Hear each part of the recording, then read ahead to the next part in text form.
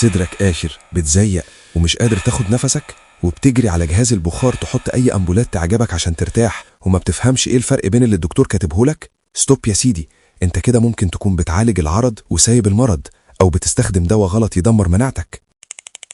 امبارح دخل عليا الصيدليه الاستاذ فيصل ماسك صدره وبينهج جامد ومش قادر يكمل جمله على بعضها. بيقول لي الحقني يا دكتور رفعت، حط لي في النبيولايزر اي امبول يفتح صدري، انا بموت ومش قادر اتنفس. قعدته فورا وشغلت له الجلسه المزدوجه وقلت له يا استاذ فيصل، ادويه البخار دي مش كلها زي بعض وما ينفعش ناخدها عشوائي. اشهر 2 بيلخبطوا الناس هم اتروفنت وبالميكورت، والفرق بينهم بالظبط زي الفرق بين المفتاح والمطافي.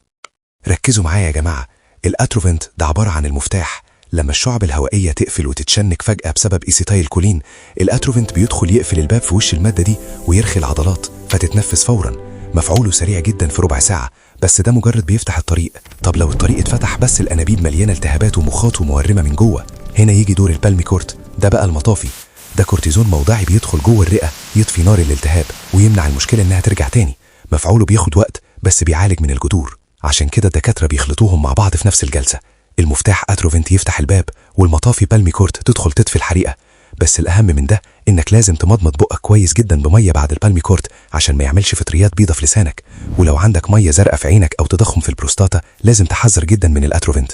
الاستاذ فيصل احد الجلسه، وبعد ربع ساعه النفس رجع عادي ووشه نور، وقال لي انا حاسس ان في ماسوره هواء اتفتحت جوه صدري يا دكتور. بصوا بقى، جرعات البخار بتختلف من طفل لشاب لراجل كبير، والغلطه فيها بتعمل كوارث.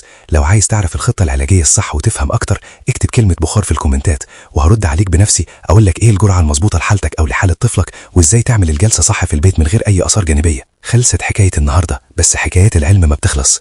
انا دكتور رفعت، استنوني في الحكايه الجايه، لان ورا كل دواء حكايه.